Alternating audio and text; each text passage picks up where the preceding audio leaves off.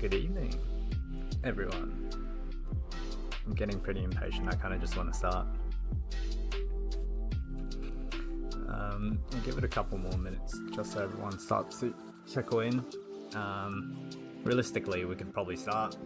I don't imagine a lot of people are after the AusRML details, but just do our due diligence, wait a couple more minutes.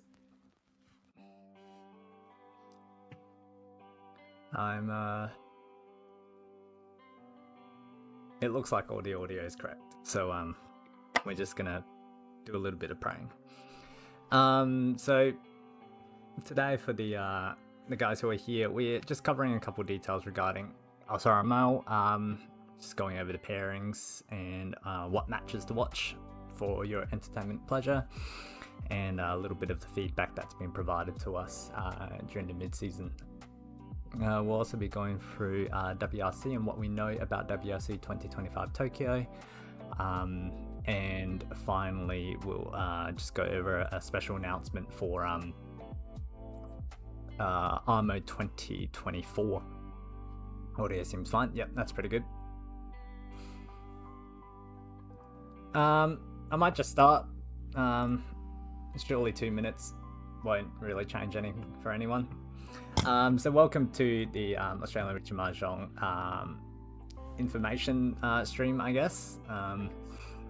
So we are just about to start round 6 for the AusRML. The pool 1 standings are as follows.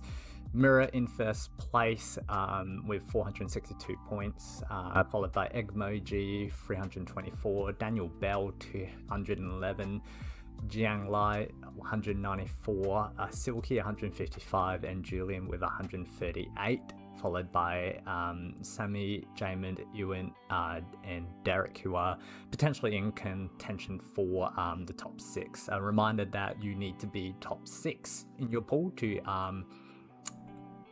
climb to Division A next season. The pairings for the next round are as follows, with tables to watch including table 4, where Ewan and Hong have a chance to run into the top 6. Hong, however, requiring a miracle run. I think all first places is required. Table 5, Silky versus Jamin storyline, and then table 6 has 6th and 7th, which is Jules and Jules and Sammy, who could potentially both fall out of top 6 if things don't go their way. Pool 2 is as follows. Tomoki Kondo in first place with 440 points, Psycho Freak 333, Zafei 223, Chewy 157, Andrew Tang 108, and Reriel with 60 points, followed by Conrail, ZL, Aaron, and Morio, who are around 20 points apart from each other. Pool 2 pairings are as follows. This pool is definitely a little bit more exciting, with 5th to 6th all potentially having a chance to run into the top 6 here. Tables to watch, of course, are table 1, where Shiken Sasaki and Morio have a chance to jump into top 6. Table 2, where Rune has the chance to take down both Cheese and Psycho, while both will attempt to either jump into top 6 or retain their position, with tables 4 and 5 also have similar storylines of Chewy and Ruriel trying to make sure they end up in top 6. The feedback, we sent out a mid-season feedback form, of which 12 players responded to. We should also note that we had 45 participants for the first ever season, which was pretty good, with a mid-season attrition rate of 3 players at 6.6%. We asked, did you enjoy the format? Most people did. The people who didn't really provide a reason as to why they didn't, so I can't really comment on that. So as a vast majority of people who did respond to the survey, we will likely keep the current format with no drastic changes. I think 24 Hanchan is a good enough amount. Most people said yes. No one highly disagreed, and one person was neutral. To elaborate on this as well, 8 of the respondents said 24 was the sufficient number, while 3 said 24 is sufficient, however 32 might be preferred. Just to comment on this, depending on how big the league grows in the future, we are considering having Division A being a longer set of Hanchan, potentially 32 all the way up to 48, but as it stands right now, there will be no changes moving into the next season, but this is something that we are keeping an eye on for future. The round length is sufficient for me to play my Hanchan. This is 4 Hanchan across 2 weeks. Once again, vast majority of people strongly agreed, with only 2 saying, well, not really. I actually think this might be more people struggling to schedule their matches rather than actually having enough time to play them, which we did comment in this next section. How would you rate the flexibility given to you in the AusRML regarding scheduling of Hanchans? And it was a very, very mixed response. Moving forward, I do want to keep the same amount of flexibility that I give people, but we will have to implement much stricter regulations on whether or not this flexibility can quote-unquote be abused. I've lost many hours of sleep and many hours of stress making sure that people have scheduled their games and actually showed up to them. So we have kept this in mind. Next season, again, likely no changes, but we will keep a very close eye on it. AusRML has made me more interested in competitive Mahjong. Again, pretty mixed opinion. 4 respondents said, well, kind of neutral. 1 said no, potentially less interested in competitive Mahjong, while 7 said, yeah, I'm more interested in competitive Mahjong. As it is, the calendar is a little bit too packed for more events, so we wouldn't be adding anything more. It's just whether or not we reduce anything to improve existing events. I'm likely to participate in future events. This is just a guideline to see if we're doing a good job. And it looks like we're doing a good job. So we will keep trying. Would you prefer a standalone Discord server for AusRML? A vast majority said no, so we will keep it that way for as long as we can. The reason this question was in the survey is to reduce the amount of channels going through the actual Australian Reach and Mahjong server. From my perspective, it is getting a touch messy, and unfortunately we're not going to be able to archive anything. We'll likely have to delete channels from season to season, but this is what people are after, so we will keep it that way. Just going through a couple of the general comments provided to me. Flexibility to schedule games was good, but strict rules should be implemented to account for when schedules clash, examples of which are state and conflicting events preventing scheduling, or just live events. As I mentioned previously, we will be implementing some stricter guidelines on what timings people have to have their games scheduled by. Publish schedule of matches for spectators. We are working on that. This has been heard though. Reminder notifications via email and text for non-Discord users. This requires people to actually provide me their emails and phone numbers. You were given the option to do that when you signed up. And the big one, I currently lack motivation to aim for the top, as I don't know why I'd want to be there. It's difficult to provide anything right away, obviously from Season 0. Moving forward, I do want 1 seat at least for Team Australia for the International Online Reach and Mahjong Championship, held annually, to be awarded to the top player in Division A. This next part, we make no promises. However, we have floated the idea of using AusRML as a WRC qualifier in the future. Again, not a promise and not even a say. We are thinking of this. It just has been floated. I am working on creating reasons for people to want to aim for Division A. So please look out for that. But your comments have been heard as to the benefits of actually fighting for that top spot. Just a little bit of fun details here. The online Mahjong rank for the 12 respondents who did reply to this survey is quite varied. have 27% in expert, 27% in master, 9% in 1 to 3 done and 4 done plus, another 9% in sane, and 18% in novice and adept. I also know that there is at least 1 8th done and 1 celestial in the league as well who did not reply to the surveys. So the rank distribution has been quite varied, and it's very good to see that everyone is participating regardless of rank. Moving on, do you regularly participate in local Mahjong meets and do you travel for Mahjong events? Large amount of people said yes, they do play in IRL events, and a large amount of people said yes, I do travel, or I would want to travel. This is another thing that we, I am looking towards in the future. It has been a dream of mine to be able to provide opportunities, monetarily speaking, for players to travel in the future.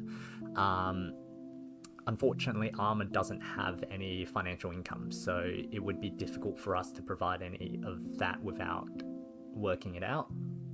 But it is something we, I have looked into. And if the AusRML does grow big enough, I will look into opportunities to sponsor top players to be moving around the country to play. Do you participate in other online events run by ARMO? And if so, what events? Large amount of people said yes, and a large amount of those are Team League players, but then a couple here and there for RMC qualifiers, rapid fires, so on and so forth. So it's what have we learned from AusRML? Basically, it's a good event, people enjoying it, and that we need to work harder to provide a reason for people to actually want to become strong. Speaking of wanting to become strong and wanting to compete, that's kind of a nice segue into our next part of the conversation, which is WRC. WRC is just around the corner of 2025 Tokyo. For those who are new to the Reach of Mahjong community within probably maybe the last 1 to 2 years, what is WRC? WRC is a triennial event, meaning it's run every 3 years. It's an invite-only event, which means you have to qualify or be invited to play in the event in one way or another. It's been previously held 3 times, the first one in Paris in 2014, 2017 in Las Vegas, and finally 2022 in Vienna. What do we know so far about WRC 2025? It's going to be held in Tokyo. It's going to be 256 players there or about, as confirmed by Mr. Moriyama, the JPML president, in a stream earlier this week from the JPML. It's going to have a week-long structure. Now, this is new. Previously, it has only been a 2-day event, where you had a reception on the Friday night, then the main event Saturday and Sunday, with 10 Hanchan squished into that, and then if you made top 32, you would have to play the top 32 that Sunday night as well. The new format is as follows. It is the Tuesday, July 1st reception. Wednesday, July 2nd is the new team tournament, where essentially you will have the participants playing as a country-based team against other countries. Thursday and Friday, July 3rd and 4th, is the WRC main event. We do not know how many Hanchan it is yet. If I had to guess, it would likely be 5 Hanchan per day, as all the other events were. Saturday, the 5th of July, is the best 32 and best 16 knockout stage, followed by Sunday, the 6th of July, which is the best 8 and finals. The event is to be held in the prestigious Nihonbashi Mitsui Hall in central Tokyo. The YouTube link is there for people who want to watch that stream. It is in Japanese, so if anyone would like to find corrections to the information I provided, that'd be very helpful, because my listening comprehension is not great. So, sounds fun. How do you participate? Well, Australian WRC allocations, historically we've had 2 seats. It should be mentioned that ARMO is not an Australian seat, it's a WRC gifted seat. So in technicality, Australia has approximately 3 seats. The reason we only say 2 is because ARMO could be won by anyone. So if we have a friend fly down from America and they happen to win, well, yeah, tough luck Australians. We will be increasing the restrictions to those who want to qualify. Previously speaking, if you were able to play, we would allow you to participate in the Australian qualifiers. That is changing. We are now saying 4 done or Master 2 minimum, and IRL play is a extreme preference. That is to go to the first seat. We are working, the information I'm providing you today is under the assumption that we only get 1 seat for some unholy reason. The second seat is unconfirmed as of currently, and it possibly will be a wildcard seat with more lenient restrictions. I want to emphasize that there are no promises currently regarding the second seat. The only thing I can promise is that the Australian WRC qualification event will require a 4 done or a Master 2 minimum rank. We will check. So the selection criteria, why have we selected 4 done and Master 2? It requires it shows a demonstrated level of skill and demonstrates a amount of dedication to reaching Mahjong. WRC has historically been a pretty festival-like event, but moving forward it is starting to shape up to be a fairly competitive event, and especially with such a week-long structure and a team event as well, we want to be sending strong people who are going to Tokyo for Mahjong and happen to be on a holiday, and not going to Tokyo for a holiday and happen to be playing Mahjong. We also based the 4 done and Master 2 restrictions based on a survey provided in 2023. There were 51 replies, and you can see up to 50% were already at that 4 done or Master 2 minimum ranking. So if you're keen on playing WRC and you haven't quite got to that rank, this is your warning. I did fight to get this out a little bit earlier, but unfortunately we weren't able to come to a consensus, but this is your formal warning that you must be 4 done or Master 2. Apart from Australia, what chances do you have to qualify for WRC? Because you don't just have to take an Australian seat. ARMO 2024 is the most accessible, quote unquote, event that you have to play. The winner gets a WRC seat. Nice and simple, straightforward. Win 8 Hanchan, get a seat. Next is the WRC EuroLeague. It's a free tournament event where the winner from each event gets seeded into an 8-person WRC qualification tournament, and then the following 5 seats are allocated to the people with the top cumulative score in the league. The next upcoming event is in Cologne, Germany on the 23rd and 24th of November. We do not have any information on the 3rd event as of currently.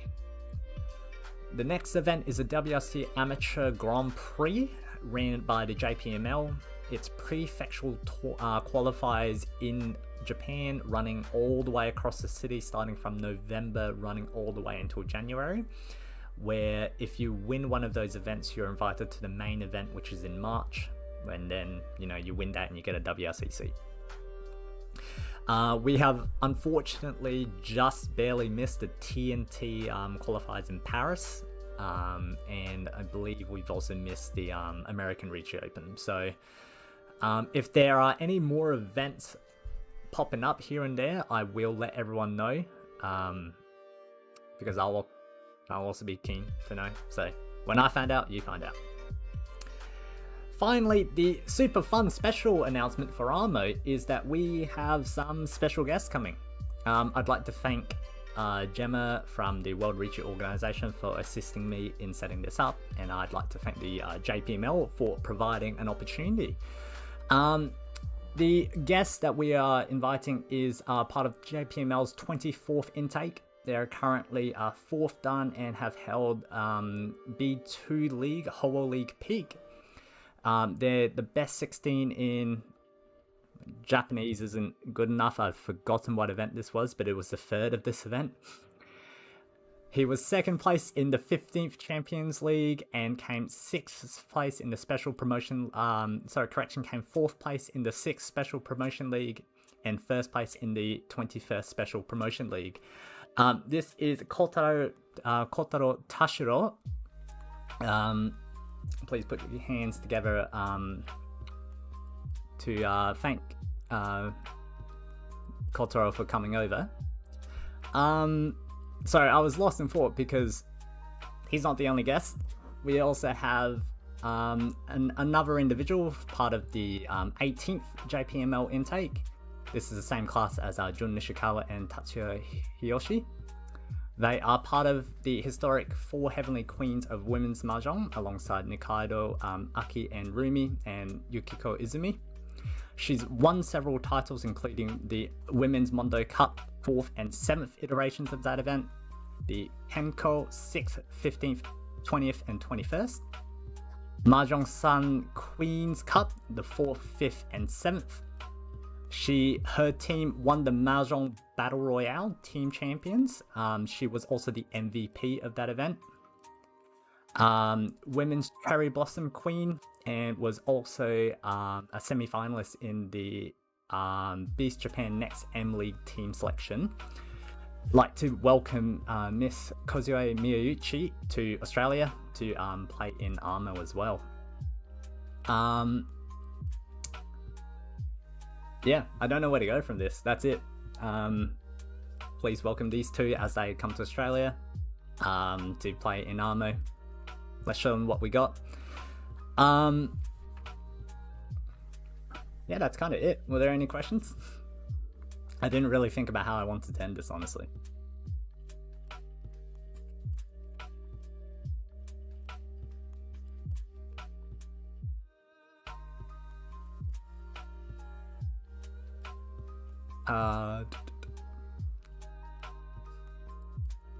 Yeah, gonna show him Australia's best. Rightio. And with that, that's all the announcements done. Oh, I guess a side note, if your club is after Mahjong gear, please contact me. I'm gonna be in Japan. We're gonna get it for cheap. There's gonna be no shipping. Something after the fact. Were there a possibility of streaming next season's matches with commentary? Yes, but it gets messy just in the fact that we would have to check with commentators to see if they're free.